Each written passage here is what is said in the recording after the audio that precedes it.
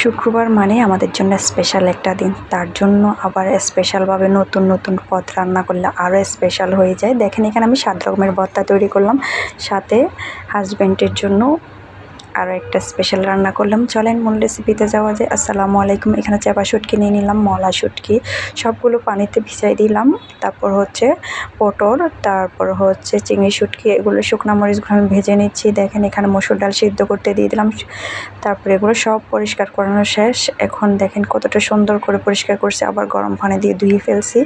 তারপরে এখানে হচ্ছে কাঁঠালে বিচি আর হচ্ছে আপনার পটল দুইটাই আলাদাভাবে করে নিলাম। করার পরে দুইটাকে ভাজা করে নিয়েছি। এখানে চাপা শুটকি, মলা শুটকি দুইটাই একসাথে দিয়ে, যেহেতু ননস্টিকটা বড় ছিল তাই দুইটা একসাথে দিয়ে ভালোভাবে ভেজে নিচ্ছি। অবশ্যই আপনারা মাথায় রাখবেন এটা তেলে দিয়ে ভাজা করলে স্বাদটা কিন্তু খুবই টেস্টি আসে, শুটকি ঘ্রাণটা আরও বেশি ইয়ামি হয়।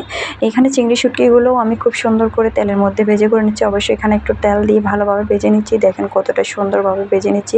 আসলে আজকে শুক্রবার, স্বামী বাসায় আছে, তার জন্য তো নতুন কিছু রান্না করতেই হবে, তাই ভাবলাম বাসায় যেহেতু শুটকি আছে শুটকিগুলো রান্না করি। আমার সবগুলো শুটকি ভাজা শেষ। এখন পেঁয়াজের মধ্যে একটু লবণ দিয়ে ওগুলো করে নিচ্ছি, ভাজা করে নিচ্ছি। সব কিছু এখন শেষ। দেখেন এখন পেঁয়াজ ভাজা অলরেডি সব কিছু শেষ। এখন আমি এখানে দিয়ে দিলাম চাপা শুটকিগুলোর সাথে দুইটা শুকনো মরিচ যেগুলো ভেজে রাখছি ওগুলো দুইটা অ্যাড করলাম। এর মধ্যে এখানে ওটা ব্লেন্ড করে রেখে দিলাম। এর মধ্যে এখানে দিয়ে দিচ্ছি দেখেন চিংড়ি, তার মরিচের সাথে একটু লবণ দিয়ে মিক্স করে এই পেঁয়াজের সাথে মেখে নিব। যেহেতু পেঁয়াজটা সব কিছুর সাথে অ্যাড করব, ওই জন্য পেঁয়াজের সাথে মেখে নিলে ভালো হয়, আর আলাদা আলাদা করে মাখতে হয় না। আর যাদের হাত জ্বলবে তারা কিন্তু এভাবে মেখে নিলে আর হাতটা জ্বলার চান্স থাকে না। ছোট্ট একটা টিপস বলে দিলাম। এখানে আলু ভর্তার মধ্যে দিয়ে দিলাম। দেখেন আলু আমি আগে থেকে আলুটা ব্লেন্ড করে রাখছি, ওটাই আলু। তার মধ্যে দেখেন আলুর মধ্যে পেঁয়াজ কুচি, ধনিয়া পাতা সব কিছু এগুলো অর্থাৎ তেলে ভাজা ছিল, পেঁয়াজটা মরিচের সাথে মেখে ফেলছি, তাহলে আর দ্বিতীয়বার কষ্টটা করতে হলো না। এবার শুটকিটা চলেন।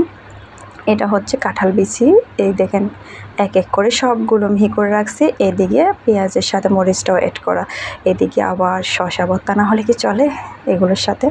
চলেন আলু ভর্তাটা করার ডান, এবার নেক্সটটা করব। দেখেন কতটা সুন্দর করে রেখে দিয়েছি। এটা হচ্ছে যে পটল ভর্তা, কতটা সুন্দর লাগতেছে দেখেন, জাস্ট ইয়ামি ছিল। এক একটা ভর্তার কালার, স্বাদ এতটা মজাদার, আমার ঝিল ভাই এখনও লাহা চলে আসলে।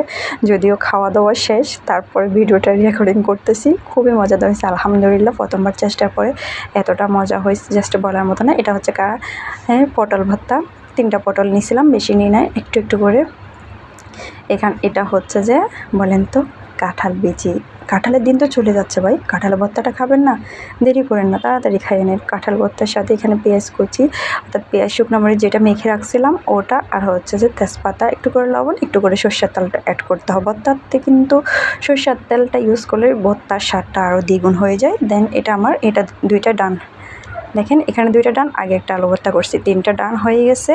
এখন নেক্সট আরেকটা। এখানে হচ্ছে যে এটা কি বলেন তো, এটা হচ্ছে চিংড়ি শুটকি, যেটা এগুলো সব কিছু আগে আমি ব্লেন্ড করে রাখছি। আসলে এগুলো ভিডিওতে করা হয় না, অনেক বড় হয়ে যাবে, এখন অনেকটা বড় হয়ে গেছে, এতগুলো ভর্তার ভিডিও তো একসাথে করানো যায় না। যদিও জানতে চান তাহলে নেক্সট ভিডিওতে অবশ্যই দেখাবো।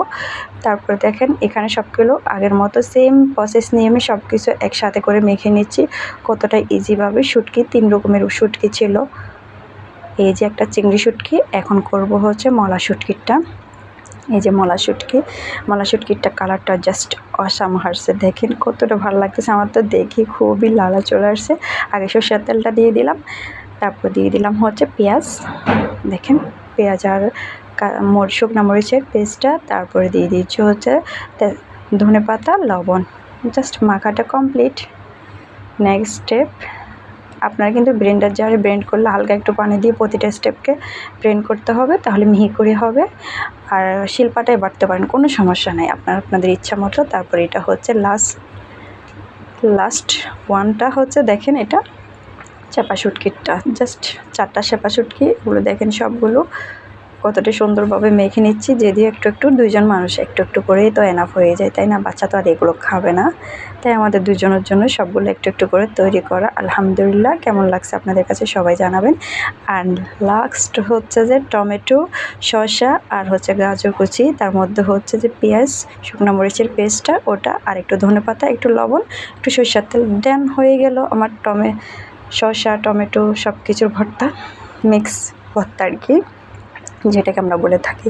এটা সব কিছু ডান। এখন মেখে নেব সুন্দর করে, মেখে এটাকে এখন এক পাশে রেখে দেবো। দেখেন সব কিছু এক এক করে সাজিয়ে নিয়েছি। এর মধ্যে এখন টমেটো ভর্তাটা দেওয়া হয় না, সালাদ ভর্তাটা, এটা এখন অ্যাড করবো। জাস্ট অসাম লাগতেছিল, কি যে সুন্দর লাগতেছিল, আমার কি যে ভালো লাগতেছিল ভর্তাগুলো দেখে। কালার কার কার জিভে চলে আসছে, চলে আসেন আমার বাসায়, এখনও আছে, খেয়ে যেতে পারবেন আলহামদুলিল্লাহ। যদি আমরা অতটুকু খাই নাই, আর একটু করে রয়ে গেছে, চলে আসেন নেক্সট ভিডিও দেখার জন্য। ভিডিওটা অবশ্যই ফলো করে দিবেন, ভিডিওটা কমেন্ট করবেন, লাইক ফলো করবেন, যার যেটা জানা মন্তব্য অবশ্যই করবেন। এর সাথে ভর্তাগুলোর সাথে যদি মসুর ডালটা হয় তাহলে তো আরও জমে ঘি হয়ে যায়, তাই বললাম একটু পাতলা করে মসুর ডালটাও তৈরি করে নিই। তাই এখানে বার্গারটা দিয়ে দিলাম, রসুনটা, আমার মসুর ডালটাও তৈরি, এর মধ্যে খেয়ে নেব আলহামদুলিল্লাহ। খাওয়ার ভিডিওটা অবশ্য করা হয় নাই, যদিও বাচ্চা ছিল তাড়াহুড়া করে খেয়ে ফেলছি, ওর জন্য। সবাই আমার ভিডিওটা লাইক কমেন্ট করবেন। আজ এ পর্যন্ত, আল্লাহ হাফেজ, আসসালামু আলাইকুম।